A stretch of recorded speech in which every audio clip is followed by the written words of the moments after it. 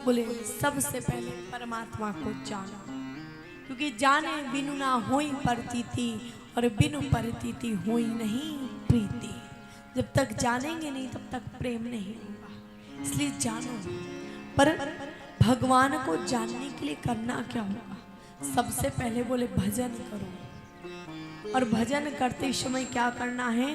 बोले 4 बातों का ध्यान रखना होगा। कौन कौन सी 4 बातें? तो कहा है जिताश्नो जित श्वासो जित संगो जितेंद्रिया स्थूले भगवतो रूपे मना संदा रहे। सबसे पहले बोले भगवान का यदि भजन करना है, जो लोग कहते हैं ना कि हमारा भजन में मन नहीं लगता, कुछ लोग कहते हैं बोले भजन तो करना चाहते हैं लेकिन भजन में ना मन नहीं लगता है। अच्छा, मन क्यों नहीं लगता? पहली बात आपको बताऊं, मन क्यों नहीं लगता भजन में? उसका कारण है क्योंकि अभी तक आपने परमात्मा को अपना माना ही नहीं है। अभी तक आपने परमात्मा को अपना माना ही नहीं है, और जिस दिन आप उसको अपना मान लोगे उस दिन भजन में मन अपने आप लग जाएगा। बोले अपना माने कैसे?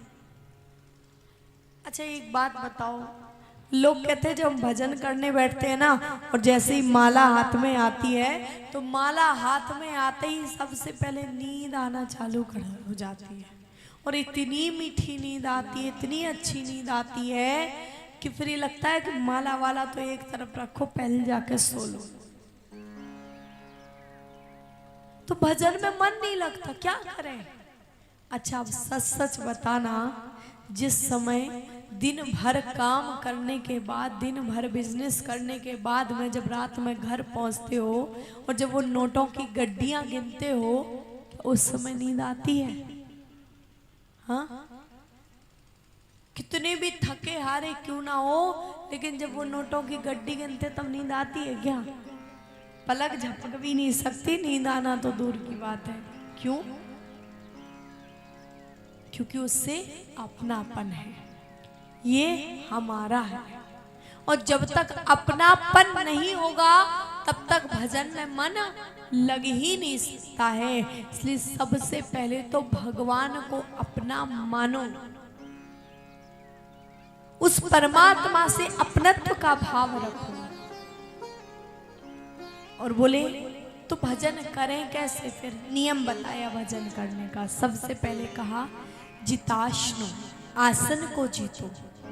प्राणायाम के द्वारा एक आसन पर बैठने का प्रयास करो। आसन का भजन में बहुत महत्व होता है। आप लोगों ने सुना होगा, पहले बोलते थे ना ऋषि मुनि महात्मा की एक आसन पर 40,000 वर्ष तक बैठे, 50,000 वर्ष तक बैठे। वो कैसे हैं? बोले एक आसन पर प्राणायाम के द्वारा वो आसन को जीतते थे।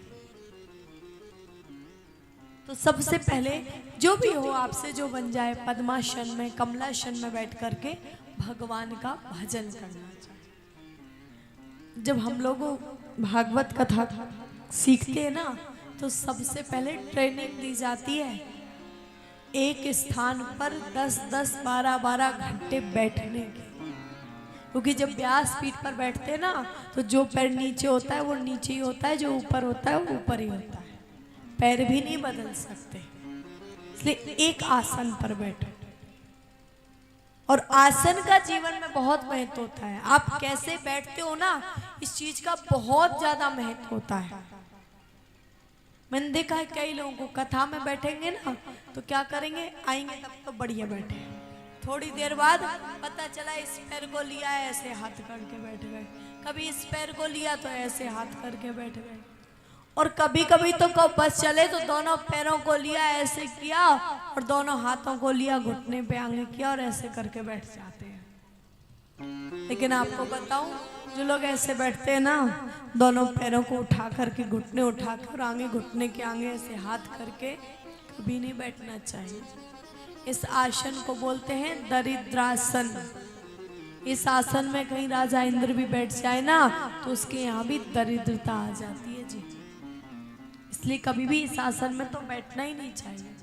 और तो और कई मैयाओं को देखा बैठेंगी और आराम से दोनों पाम लिए से व्यास पीठ की तरफ फैला दे, बिल्कुल मानो लगता है कह रही हो प्यासी हमारे चरणों का दर्शन करो और खूब कथा सुनाते जाओ, लेकिन नहीं, कथा में एक आसन से बैठो। प्रयास करो कि एक आसन पर बैठो। जिताश्नो जित श्वास, फिर श्वास को जीतने का प्रयास करो। तीसरी बात बताई जित संगो, जीवन में संग का बहुत बड़ा महत्व। आप कैसे लोगों का संग कर रहे हो, क्योंकि जैसा करोगे संग वैसा चढ़ेगा रंग। तुम जैसे लोगों का संग करोगे ना, वैसी तुम्हारी प्रवृत्ति अपने आप ही बन जाती है। आप एक जुआरी का संग करोगे ना, भले ही कभी जुआ नहीं खेलते हो, लेकिन अगर जुआरी का संग करोगे तो एक ना एक दिन तुम जुआ खेलना सीख ही जाओगे। किसी शराबी का संग करोगे, भले ही कभी भी आप शराब की दुकान पर नहीं गए, लेकिन एक शराबी का संग करोगे तो एक ना एक दिन बोतल का ढक्कन खोलना सीख ही जाओगे। और अगर कहीं किसी साधु का संग किया, कितनी भी दुरात्मा क्यों ना हो, कितने भी पापात्मा क्यों ना हो, लेकिन अगर साधु का संग कर लिया ना, तो एक ना एक दिन साधु के लक्षण तुम्हारे अंदर आ ही जाएंगे। बिल्कुल सत्य बात है। इसलिए जीवन में करना क्या है, बोले संग को जीतो, अपना संग अच्छा बनाओ। आप किसी भी व्यक्ति का संग देख करके, उसकी मित्रता को देख करके आप अंदाजा लगा सकते हो कि व्यक्ति कैसा है। इसीलिए तो कहते हैं ना, जब किसी का विवाह संबंध करने जाते हैं ना, तो लोग पता करते हैं घरों के बारे में।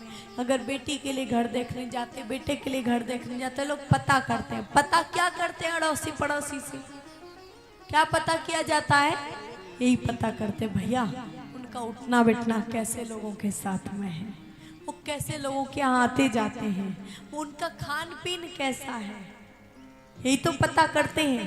क्योंकि वो जैसे लोगों के साथ में उठते बैठते हैं, वैसा ही उनका खुद का भी स्वभाव बन जाता है। क्योंकि आज का जो व्यक्ति है ना, आज का व्यक्ति जो होता है वो दिखता नहीं है, और जो दिखता है वो होता नहीं है। ये बिल्कुल सच्ची बात है। आज हर व्यक्ति के दो चेहरे होते हैं। एक बार रावण से पूछा किसी ने, बोले तू 10 मुंह लेकर के घूम रहा है, क्या करेगा इतने मुंह का। आज का मानव सिर्फ एक मुंह वाला होता है। तो रावण भी बोल उठा, बोले सुनो दुनिया वालों, अगर 10 मुंह लेके घूम रहा हूं ना, तो 10 चेहरे सबके सामने हैं। बोले अगर मेरे पास में 10 चेहरे हैं, तो 10 चेहरे सबके सामने हैं। तुम्हारी तरह दोहरे चेहरे लेकर के नहीं घूमता हूं कि एक चेहरा दिखाने वाला है और एक चेहरा अंदर ही अंदर लेकर के तुम घूम रहे हो। आज हर व्यक्ति 2 चेहरे लेकर के घूम रहा है, लेकिन नहीं। संत के लक्षण क्या है, मनुष्यन्यत वचस्यन्यत कर्मण्यन्यत दुरात्मना, मनुष्येकम वचस्येकम कर्मण्येकम महात्मना। जो मन में कुछ और रखता है, करता कुछ और है, बोलता कुछ और है, वो दुरात्मा होता है। और जो जिसके मन में भी वही होता है, जो मन में होता है वही करता है, और जो करता है वही बोलता है, वो होता है महात्मा।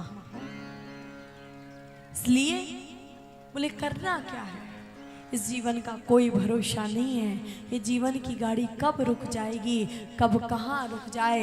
इसलिए जीवन की गाड़ी में सफर कर रहे हो, यहाँ उतरने का कब तुम्हारा समय आ जाए कोई नहीं जानता है। इसलिए जीवन में केवल करना क्या है, एक काम, जीवन में हर पल जियो अंतिम पल ही मान। अंतिम पल है कौन शाही कौन सका है, इसलिए प्रतिपल को अंतिम पल मानो। और कहो, हमारे यहाँ संतों ने बड़ा सुंदर वर्णन किया। कहते हैं ये जो जिंदगी की गाड़ी है ना, ये चली जा रही है, तैयारी करो, वहां की तैयारी करो। यहाँ की तो शब की तैयारी हो गई है, लेकिन वहाँ की तैयारी करके चलो।